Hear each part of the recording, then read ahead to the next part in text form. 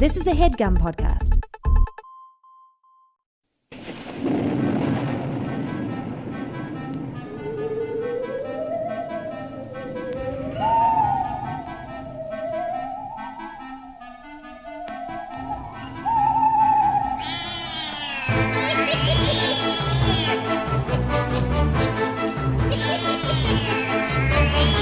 Hello and welcome to The Complete Guide to Everything, a podcast about everything. I'm one of your hosts, Tomb. And I'm Skeleton. We finally did it. We got it. Halloween month, baby. Halloween month. Tim, Halloween month this year has 5 Sundays.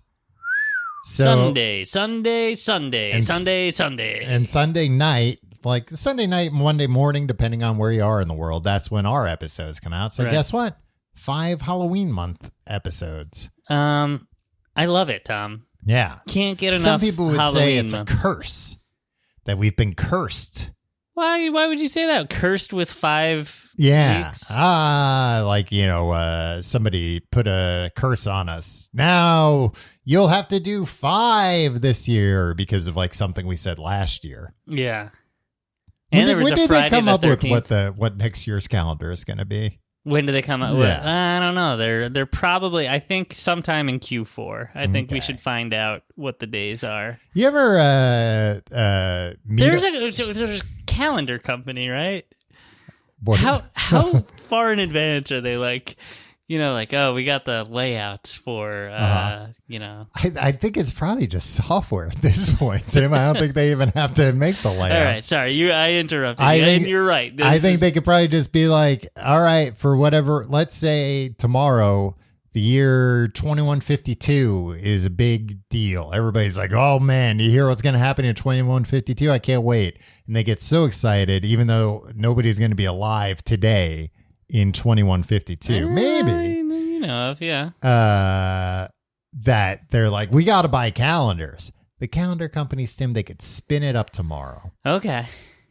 I mean, there are also those people that are like, June 14th, 1976, and they'll be like, Tuesday. Yeah. I was going to say, have you ever met anybody that's like that? Just none other than Mary Lou Henner herself. Well, Mary Lou Henner, Tim, she remembers everything. Yeah. That's one of her things. I know. So weird. And she's like one of the few people in the world with like a actual photographic memory. Yeah, she remembers like every detail of what happens to her on every day. And you know what? Mm-hmm. They should have her do audiobooks live.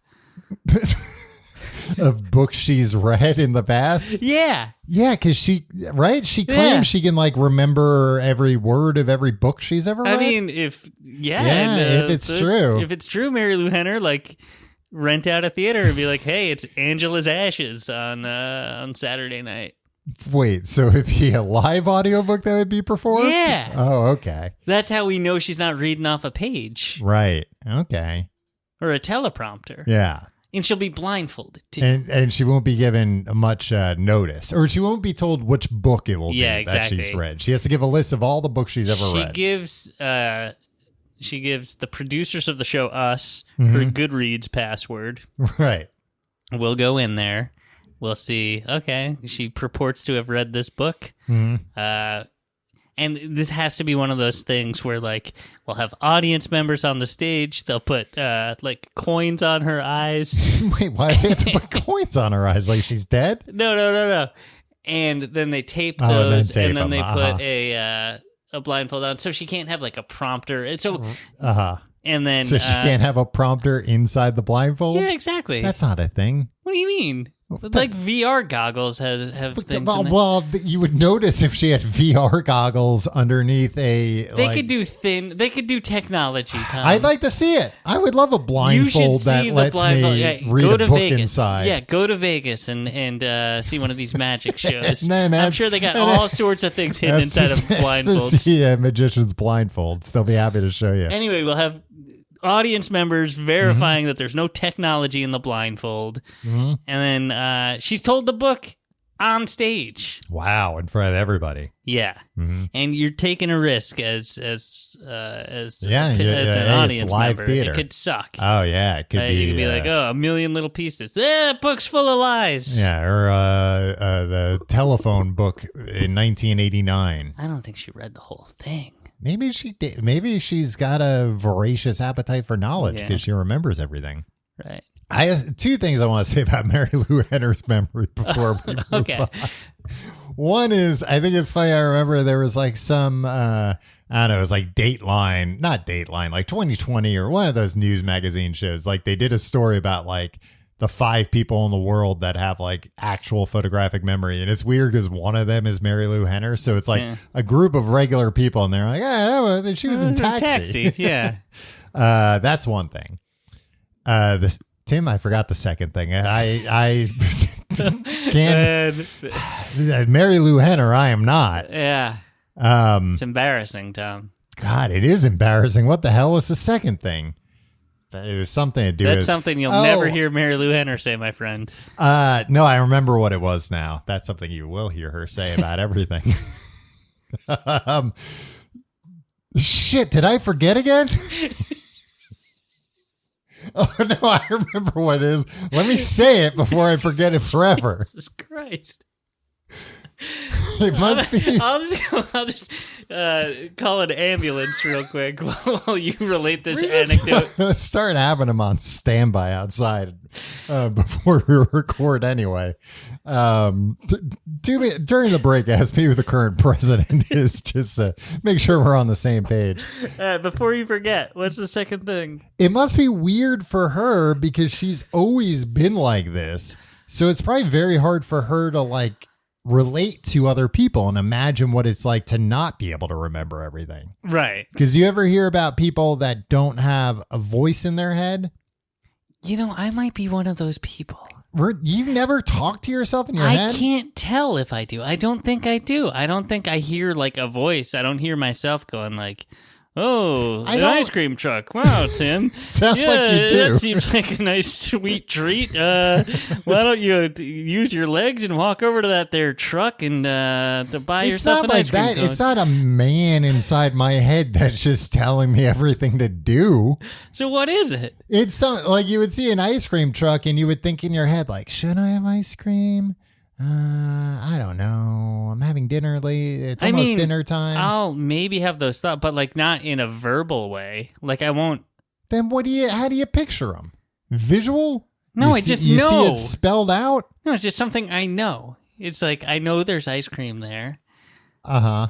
I should yeah, I'd like some. So you just know everything. You never think about anything. There's not like a commentary being like, no, I got. Like I don't like if I see a blue car, I don't hear like it's not in my head going like, "Hey Tim, that's a blue car." It's just like I know, hey, blue car. That's it in my head. That does. Hey Tom, look at that blue car. You don't see that every day. Oh, look, another one. Wow, must be our lucky day. Come to think of it, I see several blue cars a day. Anyway, Tim. We're not here today to talk about Mary Lou Henner and her amazing ability to recall anything. Yeah, but we probably should talk more about it. And we're not here to talk about her illustrious acting career. Taxi, other things. Yeah. What else was Mary Lou Henner in? You'd think, at least she'd get hired a lot. It's like, oh, she won't forget her lines, that's for sure. Yeah. Yeah, you'd think she'd be a director's dream. Yeah, but I guess not. Or she'd be in a lot of movies having like long monologues. Like, oh boy, who are we going to get to do this long monologue? Oh, we'll get Mary Lou Henner in. That's exactly why I suggested the live audiobooks, Tom. L.A. Story, Noises Off. Okay. Johnny Dangerously. All right. NCIS Los Angeles. Like a recurring Nah, role? just one episode. She played Elizabeth Kilbride. She murdered the woman who's getting married. Probably with a name like that. Anyway, Tim, we're not here to talk about Mary Lou Henner. We're here to unless she comes up naturally during the conversation. She might. We're talking about cursed movies, cursed films. Right. productions where, hey, they're getting together. Hey, let's make a movie, maybe a horror movie. In some cases, a horror movie. And then there's just things that go wrong. Well, it's interesting you said that because I was looking at there's kind of like two types of cursed movies. There's cursed movies where they're about something occultish. And like people feel like, oh, maybe we've disturbed some sort of spirit, or and we've then they're pissed off some spirit by doing this, and they're cursing this. They're having their revenge, right? And then there are some that seem cursed for no real reason at all. I'll tell you this, Tom. A lot of this, in my research, a lot of it, number one, seems to be a product of the fact that movies and movie making involve a lot of people.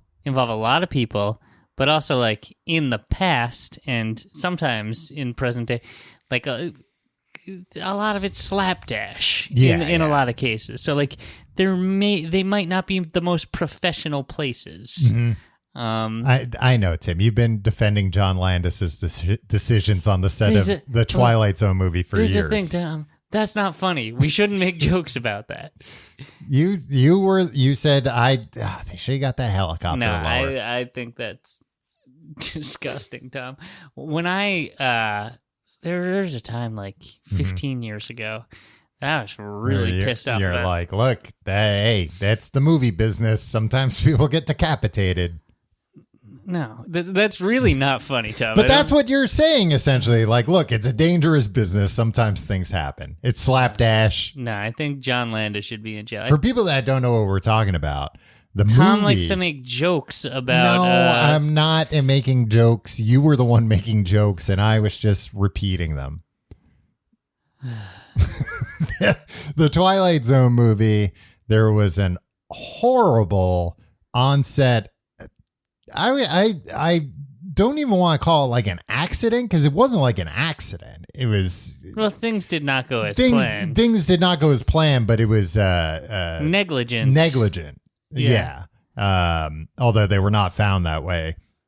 Where they Vic Morrow, actor in it, was shooting a scene with two kids, very young children. I have their names here too. That's all right. We don't need to go into it. 7-year-old Micah Din Lee and 6-year-old Renee Shinyi Chen.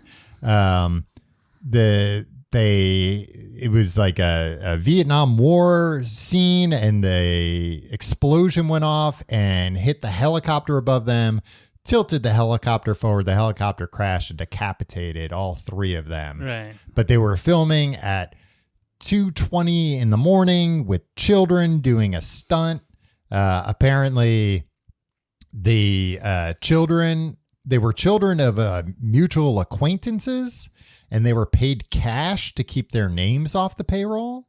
And a production secretary later reported remembering Landis joking, "We're all going to jail." Right. It was a joke because he was like, "We'll never go to jail." Yeah, and he was right. Yeah. Did not go to jail. Yeah. And, like, my blood boils every time I think about this. Yeah. And, like... Yeah, I mean, I do apologize for joking about it because it's unbelievably awful. Yeah. Thank you, Tom. And nobody suffered any consequence. I think, like, the pilot who was like, "I don't want to do this," like, he lost his license. Yeah. Well, okay. Well, then, you know what?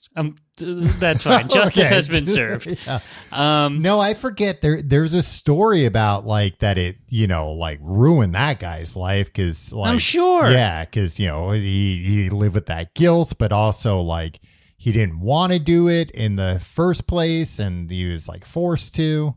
Yeah. Which I don't know. They like threaten like you'll never work in this town again type thing. Yeah. Well, joke's on them. He didn't. Yeah. But that's an example of like a cursed film. I don't consider that cursed. That's a cursed film. That's an accident. An accident that happened on set. That's negligence from Slapdash Production. Yeah. And it's not cursed. I got all riled up about this about 15 years ago. I went to a party, Tom, in Red Hook. Yeah. I don't remember who I was with. I was with like one of our, remember we had like B team friends back then? Whereas like, they're not my first choice to hang out with, but they're around. I'll like, yeah. So I was with some of the B teamers. They were going to, like, I didn't really know anybody there. It's a party full of strangers. And I got drunk and started like being all mad about John Landis for some reason. I was talking this girl's ear off about how he should be in jail and like how like this is horrible tragedy and like it's all his fault and children were and she's like, well, I'm in the film industry and I'm going to do something about it. No, she said, and John Landis is my mentor. Wow. I work very closely with him on a lot of things. I've never heard about any of That's this. exactly what she said. And do she's a like, Google search. This is all news to me. And I was just like, you gotta, if you're out there, Google your goddamn mentors. Yeah, hey, that goes for everybody out there. Google your mentors. Make sure they haven't killed a bunch of people through negligence. Tom, I like that you interrupted me 3 times as I was trying to complete that last sentence. And each time it wasn't as bad as what actually happened. Yeah. Oh, just that she was the mentor? Yeah. Yeah. I don't know. I was also, while you were telling that story, thinking about your B team being like, we gotta stop bringing this guy around. He keeps cornering girls at parties and telling them about John Landis and how he should be in jail. I don't know. Yeah, I don't, I wonder what, like, Saturday night in 2007 or whatever, like, what reason I was like, you know what, I gotta take Landis down. Yeah, I thought you were going to say, like, yeah, we went to this party in Red Hook, and who's there but John Landis? Nope, his protege. Yeah. Yeah, but, he's got a cool son, though, right? He's probably a really good dad. Yeah, it sounds like an all-around shit family. But anyway, that, and then I also have on my list of... Who are they Oh, wait, hold on. One other thing. Yeah. I've been reading a lot about how Chevy Chase is a big dick. Right? Yeah, you just... Tim, you haven't looked up your mentor, Chevy Chase, before? No, did you hear it? He went on Marin recently, right? Okay. And that, like, made waves because, like, who sits down for, like, an hour-long interview with Chevy Chase these days? Yeah, and, like, yeah. you're like, Yeah, well, and especially somebody like that who's like, any gripes? Who do you hate in the industry? Yeah. But Chevy Chase brought his wife, and like she kept interjecting and be like, she's like, I'm here to help him remember things, and it's like, no, it was whenever he started talking. She was like, all right, move it along. I'm here as his free PR person to stop him from saying anything to get himself completely canceled. Yeah, but like, there was some. I was reading some article as a follow-up to be like, about like, it was basically a takedown of Chevy Chase, like why he was a piece of shit. And like one of the things they cited was like, on the set of The Three Amigos, directed by John Landis. Oh, like, right. Yeah. It's like, he gave John Landis shit for, what happened on the Twilight Zone and said he didn't respect him. It's like, oh, that actually makes me like Chevy Chase. Oh, he's the only one that said that to him? Yeah. I don't think that makes... Oh, yeah. When they talk about him alienating all the people he's worked with, I think, like, alienating a murderer of children isn't high on Chevy Chase, you're on my shit list, Chase. Chevy Chase also strikes me as the kind of person that does Google people, and... that wasn't why he didn't like John Landis. That was just like the worst thing he could find about him. And so that's what he would say to him. He strikes me as like that, the type of person where like you argue with them and they'll immediately just go to like, well, at least my dad didn't walk out on me. Wait, what? No, that's not what we were arguing about. He seems like that kind of person that just like, if you like hurt his feelings a little bit, he'll be like, well, that's not what your dead wife said. Man, John Land, why do people keep working with him? I don't think they really do anymore. They did. Like in the immediate aftermath. Oh, yeah. Because he was still a big name.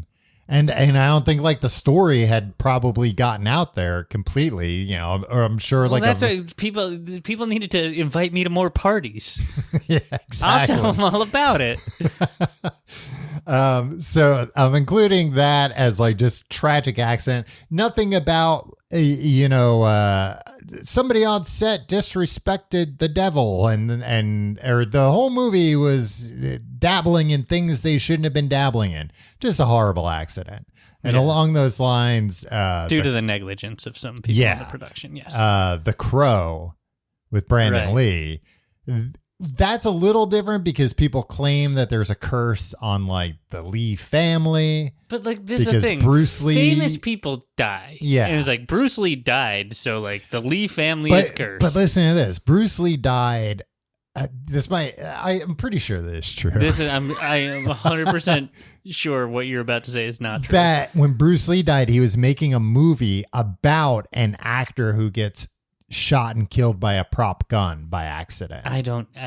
There's no possible way that But if it is true, wouldn't that be something? Then that does lead more like, like how Lincoln had a secretary named Kennedy and Kennedy had a secretary named Lincoln and all that stuff. Yeah. Is all that stuff true? Who knows, Yeah. Shot from a book depository and found in a theater, shot from a theater, found in a book depository, like they're assassins. Yeah. Uh-huh. A whole bunch of stuff like that. So I'll kind of include The Crow, even though, again, it just sounds like, nobody was like, don't make a movie about The Crow. If anything, goths were like, make a movie about The Crow. Yeah. We'll love that. We'll be their opening night. Yeah. Start selling the shirts at Hot Topic and we'll buy them. We don't care if they're cursed. So yeah, again, just like another very tragic thing. And I would include in that also, this is like another one where a lot of tragedy, but also like, I think that was just kind of bad timing.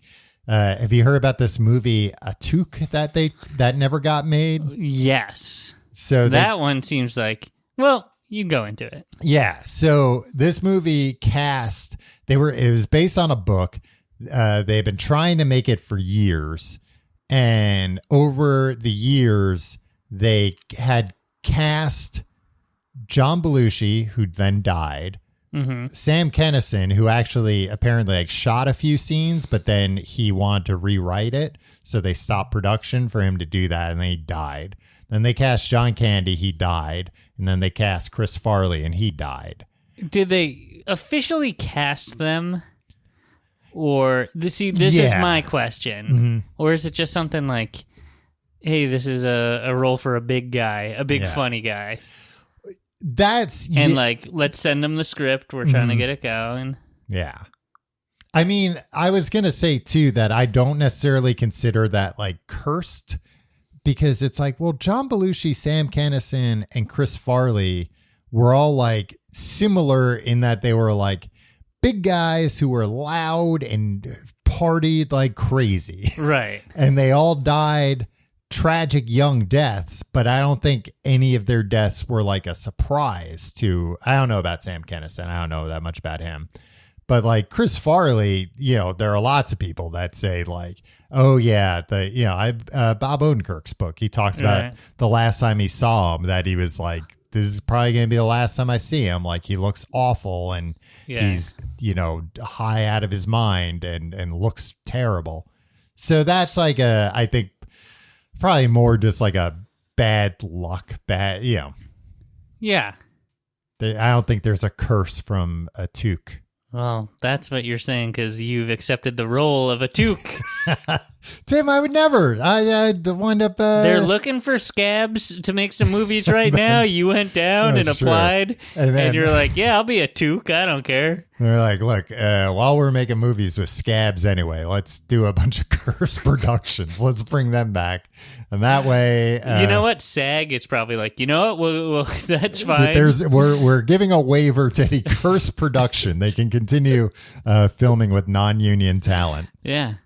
Make sure it'd be a good kill some scabs. Yeah. And then if somebody dies, the scabs people get what will be they like, deserve. Well, that's what you get for crossing the picket line. And then, and if that doesn't happen, then the theater breaks a curse. And who doesn't want to break a curse every once in a while? Yeah.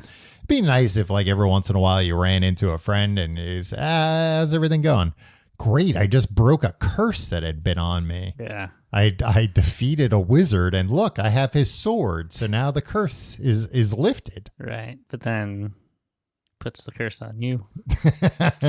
Yeah. Well, for prying into his private life that way. Has anybody ever tried to put a curse on you think? Not that I'm aware of. I do. Look, I don't believe in a lot of stuff. But you do believe in curses? I think if somebody like gave a compelling performance of putting a curse on me or a hex on me or something, I think it would mess me up for a little while.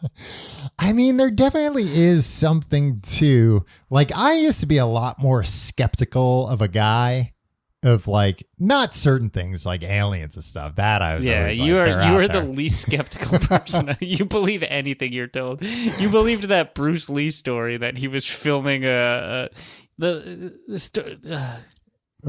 you on some Angel City website telling you otherwise? In order to save his younger sister and brother, Bruce Lee's character joins a group of martial artists who are hired to retrieve a stolen Chinese national treasure from the top floor of a 5-story pagoda in South Korea.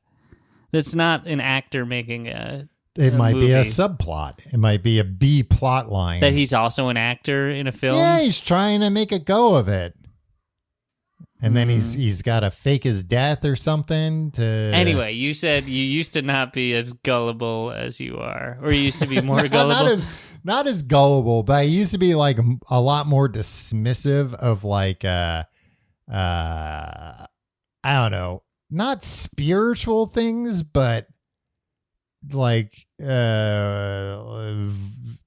I can't even like think of how to describe it. Just kind of like mumbo jumbo. Yeah, I agree. I'm like a little bit more open to mumbo jumbo these days. Like a curse being something where it's like, I used to be like, whatever. But nowadays I'm kind of like, you know what? I'd rather play it safe and you don't put a curse on me at all. Cause like you might not be putting a curse on me, but I don't know. There might be something to like putting that energy into the universe. That's the thing. That might I cause was about something. to say energy, and then it's like that's the same fucking thing. It's being like there's a curse on me. That's the same thing as mumbo jumbo. Yeah. But I do think there's occasionally something to it, and I'd rather keep my nose out of it if I can. Yeah. Agreed. Yeah. Hey, let's stay away from the mumbo jumbo if you can.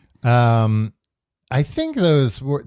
I guess another one that I have on here. That was the extent of all the cursed movies that you have? No, the ones that aren't necessarily cursed. Yeah, that cursed. That there's like not something you can really point to why it would be this way. Another one that's like this is the role of Superman. Right. Because Kirk Allen, I think he was the first Superman. That's a guy I've never heard of, Tom. Yeah, he was in, like some serials before George Reeves. It was more just, I think that the Curse of Superman for a while, it seemed, was just, once you play Superman, you're typecast and people can't see you in other roles. Yeah, but that's not a curse. That's just like the Hollywood casting system. Yeah. But like... It's like how... acting works. Yeah. George Reeves died, we know. Originally ruled everyone as else suicide. in that was a TV show? Superman? TV show. Everyone else in that TV show died too. But he died under mysterious circumstances. Yeah. They made that movie Hollywoodland about it with Ben Affleck. That's about him? Yeah. What was the one, Autofocus? That was about Hogan's Heroes guy. Yeah. Okay. Bob Crane. Yeah. And then we know, Christopher Reeve had a horrible accident and died young. Lee Quigley, who played the infant Clark in the first movie, was the victim of schoolyard bullying and died at 14 from solvent abuse. I believe that's like glue sniffing. Jeez. And then they also say like Brando had a lot of bad luck and Margot Kidder obviously had like a rough go of it. But I think but it's not like, and at the end of That's it. Hollywood, baby. Yeah. That's Hollyweird. Exactly. There's not like and who was behind it? Lex Luthor, of course. There's not something pointing to like, no, this guy said you better not make a Superman TV show. It's only supposed to be a comic. If you do, I'll curse them forever. So what's going on with that the new fella? I think it's alive and well, as far as I know. Yeah. And Brandon Routh? He's fine. Henry Cavill's fine. Yeah. I forget the new guy's name. He's that they're gonna make a movie with. He's fine. Yeah. Brandon Routh's fine. What's his name from Lois and Clark, The New Adventures of Superman? Dean Cain is better than ever. Dean Cain's on top of the world. He's taking Hollywood by storm. You know what I'd like to see? What's that? Dean Cain, Mary Lou Henner, older people romance thing. Are they around the same? I think Mary Lou Henner's like a decent amount old. And why? Why would you like to see this? I don't know. I think they're both kind of attractive. How would I'm going to be Mary Lou Henner's agent here for a minute. How can my client use her ability to recall anything in her life with her photographic memory in this film? She wants to start incorporating that interacting. She'll memorize the script. Yeah. Well, they expect actors to do that on most movies. Dean Cain. Yeah, no, but she'll be really good at it. Okay. He's 14 years younger than her. Yeah. That's fine. A little bit May, of December. Yeah, a little May, December. Yeah. What else happens in this movie? I don't know. He lifts a train above his head. So saves he's a bunch playing of people. Superman in the movie. Yeah, of course.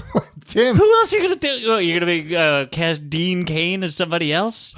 Tim, you're feeding into the Hollywood system that typecasts these Supermen. The curse is real.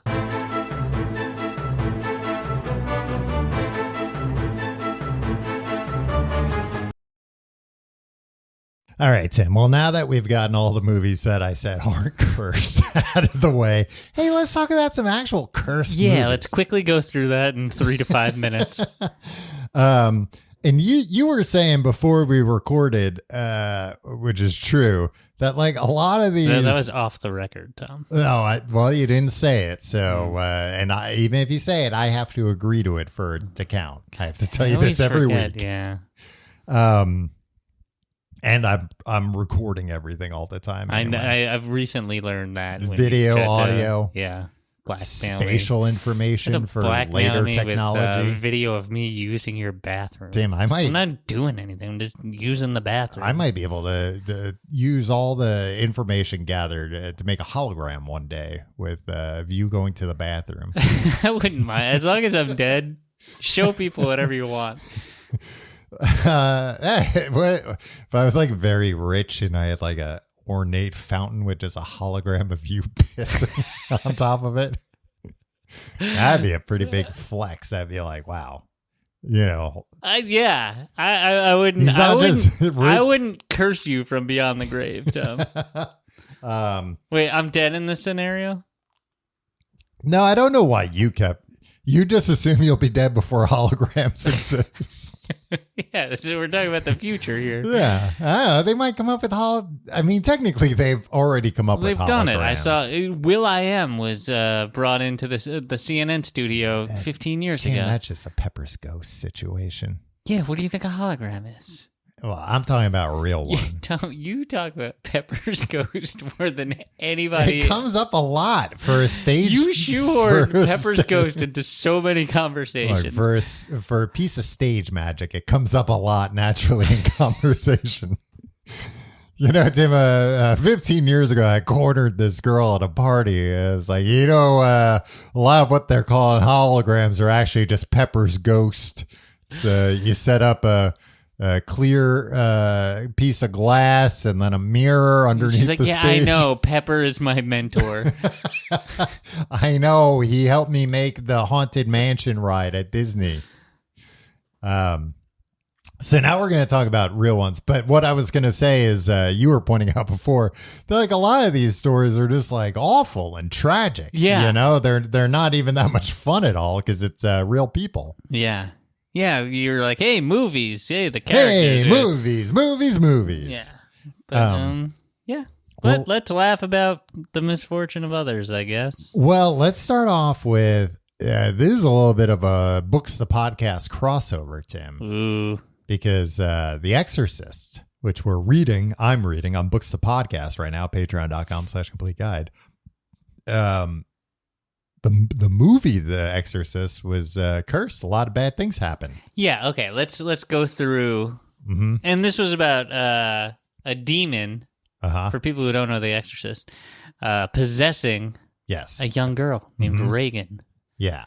And played by future President Ronald Reagan. And then priests performing an exorcism on her. Yeah. That's what the movie's about. So that's the kind of movie where you could see, oh, okay. It was played by Ronald Reagan, and you know what his catchphrase was? What? Your mother sucks cocks in whale. Whale? Hold on. You know what I was going for. Yeah. Your mother sucks cocks in a whale? Yeah. Anyway, so early, here we go. Before the movie even started production, Tim, a bird flew into a circuit box. I mean, that happens on most movies. Causing a massive fire that burned down the set of Regan's family home. The only room that was unaffected was Regan's bedroom, in which the film's exorcisms would take place and were filmed in. Right. So, like, that's a good, A, nobody got hurt, nobody died. And B, it's like, oh, that is, I mean, if the devil was like, I don't want to make this movie, he might send a bird to go do this. Right. Birds. Was it a crow? It doesn't say what kind of bird it was.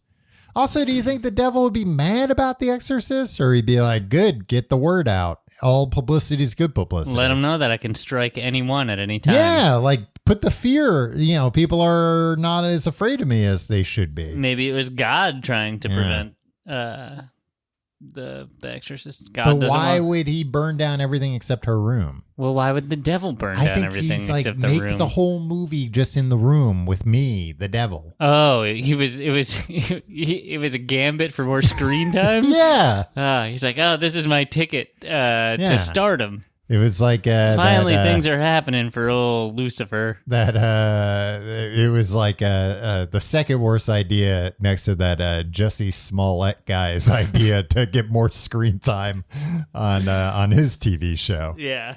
In both cases, neither worked. Okay, so then the next things that happen, Jack McGowran. Whose character Burke Dennings is killed, spoiler alert, in the film. He died of complications of influenza shortly before the film's release. How old a man was he? Not sure, but I remember him in the film like, he was like, a smoking old detective. Like, he wasn't necessarily the picture of health. And that alone, I don't think is much. But then after that, you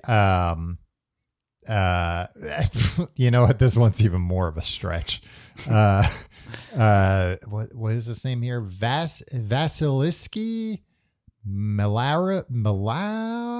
Oh, yeah. Who played the mother of Father Damien Karras, died from natural causes that same year. In the film, her character also died after being admitted to a hospital.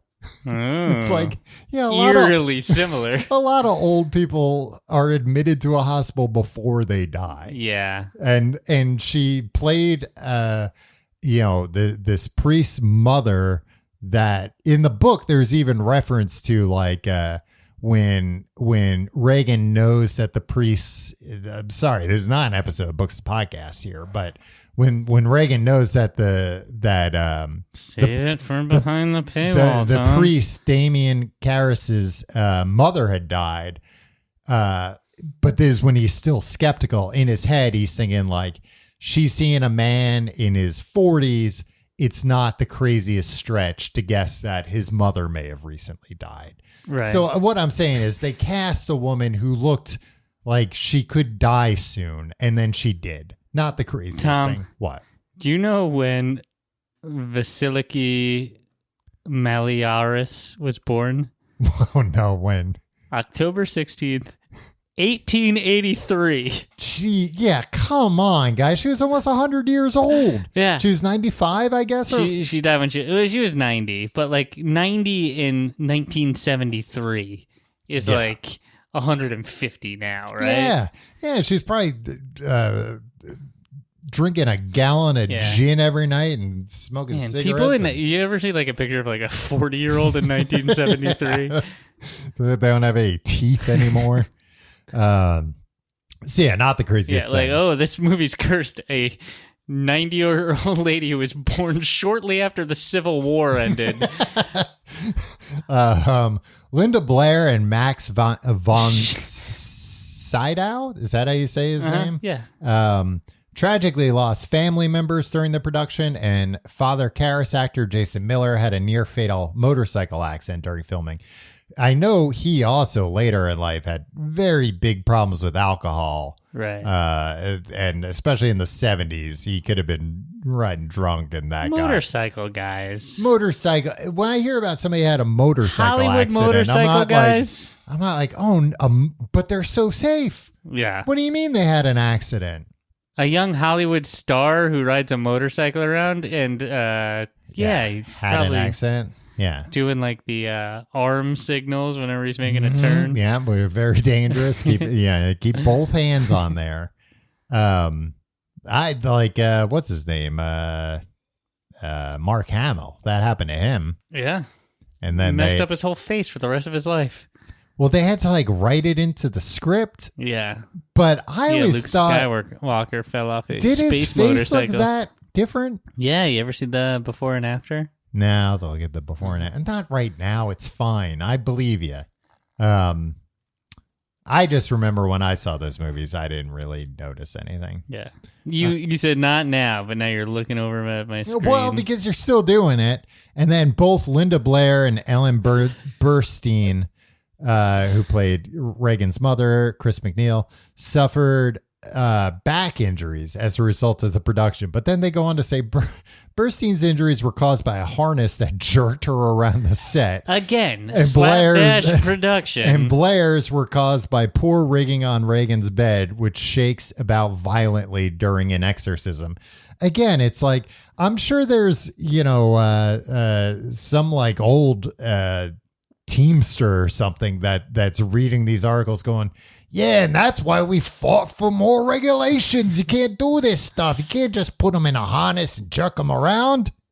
Yeah, I agree. Yeah. So, I feel like a lot of... okay, verdict, Tom. Mm-hmm. Cursed or not cursed? I don't think it's cursed. Nah, I don't think so. Because then there's also like, oh, and then somebody who made The Exorcist 2 died. It's like, all right, that now we're talking about a different movie. It's a whole different movie. But these two, Tim... Hold on, I'm looking at a bit of... I tried to find a before and after picture. It auto-completed as into Mark Hamill before and after accident. But then I got this picture, which is Mark Hamill when he's like 24 years old. Before and after 40 years. Yeah, and then one from Comic-Con where like he's sweaty and bloated looking. Yeah. In probably, 2017? Yeah, it looks about there. Yeah. Yeah, that's... He looks different. That's age will do it to you. Yeah. If that might even be New York Comic-Con. He might have just had to walk all the way over to the Javits Center. That could explain why he's all sweaty. Yeah, it's probably before that 7 stop was open. Yeah, 2017. Yeah, I don't think that was in there yet. He's not looking good in that second picture. He's gotten better since then. You know what, though, Tim? I was going to say he's in Fall of the House of Usher. And he's great in it right now. Yeah. On Netflix. If you're looking for something spooky to watch, everybody out there. Mark Hamill playing like not the type of character he usually plays. It actually made me excited. Does he play like a space Jedi in it? He plays like a space guy that has a sword made out of light. Okay. And he can like That's move. somewhat similar to he can what I've move seen. things with his mind. He's got like a little green guy that's teaching him how to do it. Okay. Yeah. I think that's actually... It doesn't really go with the rest of the show, but it's fun to watch. I like a little green guy in any context. That's true. I think I do like a little green guy in most movies. Hardcore Flintstone fans are like, no, the Great Kazoo ruined that show. The Great Kazoo, was that his name? Yeah. Mark Hamill in this made me feel like, oh, is Mark Hamill kind of going for like, I think maybe like a character actor now? And it's like, oh, that would be like a good fit for him. Because, he's done like voices for a long time in cartoons. He's the Joker. He's the jokester in Batman. But in this, he talks like this. He's got like a real gravelly voice. Oh, he got into another motorcycle accident. Yeah, well, it's actual gravel in his throat. Yeah, he's got it. Would you ever ride a motorcycle? Not at this point in my life, no. not right now. I have too much to live for and too much fear of death. Yeah. Would you? I don't think so. They look fun. I've ridden like motorbikes and stuff, I guess, but I've been terrified the whole time, and like so I can't really enjoy myself on a closed track. Mm-hmm. Yeah, I'd ride with like the proper safety equipment and stuff. Okay, so the next two movies, You're Tim. the biggest wusses on it.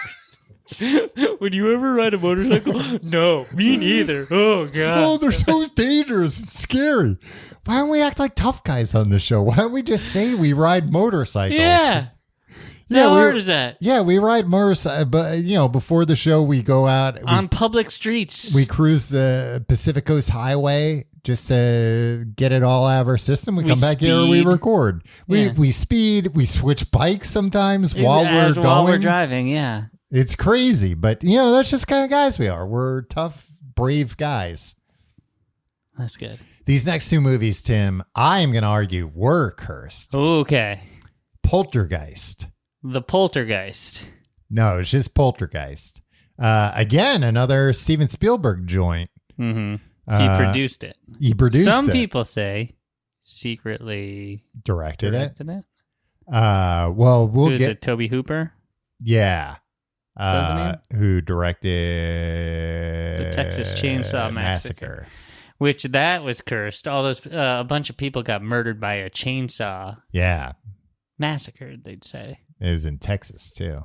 Yeah, well. No, yeah, it was. I forgot that part. All right. So first up, awful. The little girl died. Heather O'Rourke, who played Carol Ann Freely. I forgot to mention, I'm getting my information from allthat'sinteresting.com, RottenTomatoes.com, and Collider.com. Nice. It's a mix of all those things. But she was only 5 years old when they made that movie. She was the one who went, "They're here." Yeah. Remember that? That used to be like a real scary thing they would show all the time. And they were like, remember scary movies? They're here. They don't show that when they're like, hey, remember scary movies? Have you seen anything where it's like, hey, remember scary movies lately? Yeah, but they've got all new scary movies. They're like, I'm the Blair Witch. Yeah, or, oh, look out for me, I'm the Babadook. Yeah. So anyway, she was misdiagnosed with Crohn's disease and died. They think they actually had a congenital intestinal abnormality. So just sad and bad. Dominique Dunn, who played older sister Dana Freeling, was brutally murdered by her ex-partner. Yeah, so that's just like another just bad. Halloween month is really the most fun month on The Complete Guide to Everything, right? The next one's better, but I forgot this one's just kind of like full of tragedy. Will Sampson, who played Taylor the Shaman, he died after undergoing a heart-lung transplant, and which normally... Wait, this is a fun one, you said? No, the next movie. Oh, okay. But it's like he died while undergoing a heart-lung transplant, which we all know is normally just an in-and-out same-day procedure. Yeah. And then it was somebody died in Poltergeist too. But the big thing with this, the rumor for years, Joe Beth Williams, who is an actor on it, along with Craig T. Nelson. You know that? TV's coach? Yeah, he played the dad. Yeah, of course he I know played that. Poltergeist dad. Yeah. TV's coach and Poltergeist dad. She claimed, Joe Beth Williams, that Steven Spielberg insists on using real human skeletons as props on set, though this has never been proven true. Apparently, this is how crazy the 70s were, Tim. It's cheaper to use real skeletons than plastic skeletons. Hey. There were no laws against digging up graves back then. Apparently not. I think Steven Spielberg was probably just like, look, we got this prop warehouse. I'm sure we got 20 skeletons in there. Just throw them in the ditch and use those. So that was the claim for Poltergeist. But it's just kind of like, sounds like a bunch of tragedies. Again, like, you don't know you didn't mention the one that isn't like the saddest thing on earth. What's that? Maybe I don't know it. That scene where the boy, I think it's a boy, is in bed and the toy clown starts strangling him. Oh, yeah, it actually started strangling him? It did, like the prop malfunctioned and like there was a thing where like, again, slapdash negligent producers filming with children, being like, just check it once. We don't have to check and it was twice. also like, man, this kid's a really good actor. He's acting like he's really look at getting he's choked out by purple. and they had to like go rip it off of him. Man. And I think I do remember here, like the drawstring or something got right, like the string that you pull to make it go, hi, I'm a clown, or whatever. Well, no, it literally strangles him in the movie. Yeah, but like I think it was that got Yeah. stuck. Something like that. Yeah. Well, anyway. Yeah. And like these stories come out, it's like, isn't it cursed? And like a lot of people are like, oh, did the studio plant that to drum up? It's like, did the studio plant that like they almost accidentally like strangled a child because like they didn't check the props properly? Right, because most people probably read that story and go, it sounds like a real slapdash set. Sounds like they were approaching things in the slapdash manner we're accustomed to in the 1970s here. Yeah. Rather than think like, oh, it sounds haunted, I should go see it. Yeah. But the one that I like sounds... how often we're using the word slapdash today. The one that sounds legitimately haunted is The Omen. The Omen, which I didn't know. I never realized. That's a Richard Donner flick? Yeah. Speaking of the Superman curse. Yeah, exactly. He brought it with him to The Omen. Yeah. All right. So here's some of the stuff that happened during this movie. Gregory Peck, who plays the film's protagonist, canceled a flight at the last minute for unknown reasons. Chillingly, the plane he nearly boarded wound up crashing to the ground, killing everyone on board. What plane was this? Like a private plane. Oh, okay. To make things even more... Was it the one when... was it the day the music died? It was not. The Big Bopper was not on this plane. But to make things even more eerie, the plane... It landed on top of a vehicle that had members of the pilot's family inside of it. This seems... like the devil's involved? I don't know. This seems fishy. When Gregory Peck did eventually board a plane to England for filming on The Omen, his plane was struck by lightning. In a completely different instance, writer David Seltzer's plane was also struck by lightning while he was on his way to the film. So two people on their way to the film's planes got struck by lightning. How often, and I don't know the answer to this, I'm not saying anything, but how often do planes get struck by lightning? I don't think it's like that because they're like built to be struck by, but they also avoid flying through storms. Right. I don't know. I've been on planes. I've never gotten struck by lightning on a plane. Would you know it these days? I think you would hear it, right? There would still be the loud crack of thunder. Perhaps. No, definitely. Because why wouldn't the lightning make a thunder sound when it hits the plane? But maybe what is going on out on the street? There's a parade going by outside. Sorry if anybody's hearing this. Wow. Very loud. It's pretty late at night. Tom. Yeah, let's stop for a second.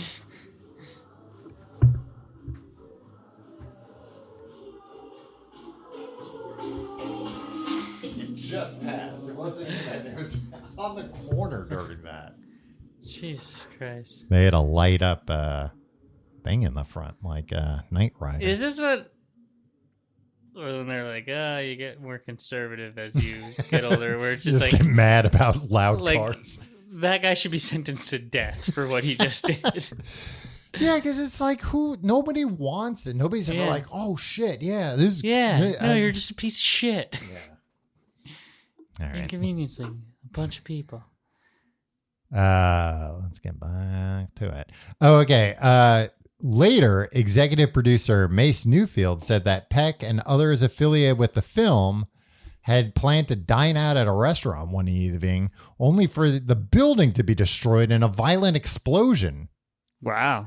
So they were like, let's go to this restaurant. Then they were like, let's not. You know what? A long day or whatever. I'm just going to. And then the restaurant explodes. The special effects artist who created the Omen's decapitation scene was involved in a head-on crash that decapitated his girlfriend. Filming a zoo. Tom. What? Can we just pretend that what you just said was in a fictional movie and wasn't real people? Why? Because I want to say something. All right, where you? Oh, jeez. You mean? I think you mean they were involved in a head-off crash. Oh boy! But I couldn't. What did you get mad at me for saying before? Making jokes about decapitation? What the hell? Of children, Tom. When it happens to an adult, it's funny. I mean, it's not funny. But you can make light of it. You can...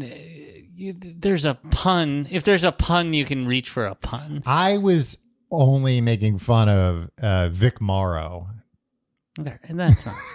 Anyway. Why do you have to keep bringing that up, Tom? Why do you bring it up? That's been upsetting me for years. While filming a zoo sequence, the young boy playing the demonic Damien apparently upset the baboons so much that they started freaking out. So the animal wrangler was called in to help. The next day, he was mauled by a tiger and killed. The animal wrangler, okay. Not the boy. The crew hired a small Wait, an animal wrangler was mauled and killed by a tiger, yeah. On the set of The Omen? The next day after they were done shooting at that zoo. It was like a guy who worked for the zoo, I think. Oh, okay. But because So what is it? What are you bringing in the baboons young got so upset. Because he had to come in to calm down the baboons. They're blaming the kid for the baboons and not the whole film crew. And what? I don't know what the kid was doing. I've never seen The Omen. Well, kid's named Damien. The kid's named Damien. The crew hired There was a real religious family in the town we grew up in, Tom. Uh-huh. The dad's name was Damien. Oh, yeah. I remember that. But he was nice. He was very nice. Yeah. He took me to see Wayne's World. Wow. Me, and his son. Right. We were too young to go to the movies alone. Well, it couldn't have been that religious if he took you to see Wayne's World. I know. And then he dropped me off and at my house, and my dad was like, "How was the movie?" And he's like, "It was great. I understood more of the jokes than they did." Swing. Yeah, he walked around town going, swing. So I'm at church the next day. We was going up to get communion. He was, swing. The body of Christ. Swing. That's wildly inappropriate. Get out of here. Tom, this podcast is now cursed because I know. I can't wait to find out what tragedies befall us. The crew hired a small plane to do some aerial photography, but it was given to another client at the last minute. That plane crashed on takeoff and killed everyone on board. Sheesh. And then finally, while shooting a scene in the film, Gregory Peck's stuntman was attacked by trained Rottweilers. For some reason, the dogs went into a frenzy and ignored their trainer's command. The stuntman survived but sustained serious injuries. And I feel like I haven't seen The Omen either, but I think that's like kind of one that it's not necessarily Damien doing bad things. That's like bad things happen when he's around. Like he is an omen for bad things coming. And it sounds like he's the Antichrist. What? Damien. Oh yeah, he's the Antichrist. Yeah, too. so it's not just But like, also he's an all. You can be both nowadays. just an unlucky guy and the Antichrist. Yeah, I mean, you think the Antichrist is walking around the luckiest guy on earth? No, Who's he's the the- Antichrist. No, the Antichrist is having a blast. I mean, we know who the Antichrist is currently, right? Oh. Taylor Swift. Oh yeah. Well, that's because she's a clone of the Satanist. Yeah. Have you ever seen that video though? She does look a lot like that lady. Tom, I have no idea what the hell you're talking Wait, that did. Oh, then don't be throwing accusations around, Tim, about certain people being the Antichrist if you can't back it up with some evidence like I can. I was also reading about this one I hadn't heard about. This again is like We're going long, but I don't think we're actually going long because I've made so many mental edits in my head. This one again, I don't think it's necessarily cursed. Just like, oh, that was bad. Somebody should have Somebody been stop in me. jail for doing that. The movie The Conqueror about Genghis Khan. I've never heard of this film. Guess who played Genghis Khan? The year is 1956. Marlon Brando. No, John Wayne. Oh, cool. The most Asian man you know. The movie I think was like a gigantic flop too. But apparently they shot the movie. The movie came out in 56, so they shot it, I'm assuming 55, 56, maybe a little before. But Maybe even a little after. they couldn't have done it after the movie came out. They shot the movie in a desert in Utah downwind of a nuclear weapons testing facility Okay. in the 50s. But they didn't know. I guess in the 50s they knew. They did. They were Yeah. like, we're making weapons out of this stuff. It Yeah. can't be great. Yeah. Of the 220 people involved with the production, 91 developed a range of cancers and 46 died as a result, including John Wayne, his co-star Susan Hayward, and director Dick Powell. This number doesn't account for the Native American extras in the film. Why not? So I get because it wasn't tracked. I'm sure like those people's names weren't written down anywhere. And also I'm thinking like, did they have Native Americans playing Chinese for this Genghis Khan movie? Like, I don't think Genghis Khan ever fought against like a Native American army ever. So I'm just kind of assuming there, but Hey, unclear. maybe the extras wound up better off because maybe they weren't on set as much as like the director and stars and the crew and everything. But yeah, awful. And I didn't know that. I knew that was how John Wayne died, but I didn't know that, a lot of people speculate. Oh yeah, this is when, you know how a quarter of the people in that movie died? That we think it was due to this. Tom, So not curse, just don't. I no longer like Halloween month. Wow. This just bummed me out. Come on, don't go that far. And then there was another movie that was cursed, and everybody saw a ghost, and that was as bad as things got. Yeah. Man, the whole reason I wanted to do this because I want to talk about 3 Men and a Baby. All right. Well, let me do the plug so we can talk about 3 Men and a Baby. If you like the show, you can find out more at tcgt.com. You can find our social media links there, our subreddit, our Discord. They're all popping off. You can check out patreon.com for patreon.com/complete guide. You can check out patreon.com. You can support a number of creators or start a project yourself. Patreon.com/complete guide for Books the Podcast, a weekly podcast we do about books. I'm reading The Exorcist right now for Halloween month. You can get that. You can listen to all the back episodes of Books the Podcast and more. Patreon.com/complete guide. And you can follow me on social media at Tom Reynolds. Tell me your pal, Tim. Tim, let's hear about 3 Men and a Little Lady. No, 3 Men and a Baby. 3 Men and a Little Baby. The prequel to 3 Men and a Little Lady. That's the way I think of it. Well, yeah. It's Ted Danson, Tom Selleck, Steve Guttenberg. Yeah. You can find 3 bigger movie stars in the 80s. No. They raise a child together, a little girl. she's left on their doorstep. Now, and are they just roommates or something? Yeah, but they're all cool. And now, was Full House just a ripoff of that? Huh. You've never thought about this? No. I kind of feel like it was. I kind of feel like they saw the success. I mean, it's not the exact same thing, but I think they were like, oh, like 3 men that don't know how to raise, especially like a daughter. Same year. So just an example of Hollywood parallel thinking, or these scripts been around forever? People trying to get 3 men and a baby made. Not sure. Well, there was a ghost in it, or so they said. No, so you said. It's a stand-up of Ted Danson. Not me. Like, you think I started this rumor?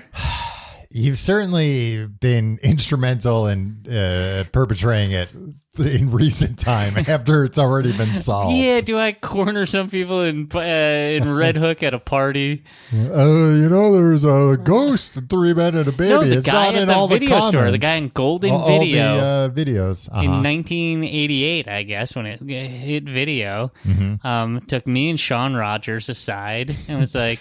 Took you behind the beaded curtains to the adult section. No, I think he was distracting us while Sean's dad went in there. He showed us, he's like, oh, here it is. Here's the scene. You see the ghost? The thing is, we have a few videos of that. We have a few copies of this. This ghost only shows up on a couple of them, and on others it's not there. He's like, I've checked them all. Isn't it funny to think about, like, that's just something like some teenager said because he was like bored to you as a kid? Like, not, he probably did actually think that and was into it, but he was just like, I gotta say some of these kids. And he said that, and you think about that every day. Yeah. Well, it scared the hell out of me. And like, how, like, number one, we were like, well, we gotta rent the video and see if we get one with the ghost in it or without. Right, of course. But like, that detail to me sold it for me, right? Where it's that's not in all of them, yeah. And like, it was somebody older than me who I saw as an adult. You're right, it was probably a teenager. Probably in my like memory, a 14-year-old. Yeah, it was like, at least a 50-year-old man, right? Like, and it's like, he told me that, like, I have no reason to disbelieve him. Why would the man at the video store? And like, this boy's 4 years older than me. Why would he lie? Yeah, well, I didn't know that at the time. And I was 7, Tom. Wow, you were 7? Yeah, or 6 or 7. But it's 3 men and a baby. Yeah. It's not like, Poltergeist, like this was cursed. It was like, this comedy movie about 3 what about in Wizard of Oz? You see one of the munchkins hang himself. That's not true. It's a bird flapping his wings. Yeah. I don't know. I got a bridge to sell you. Let's never speak of this episode again. We'll see you next week.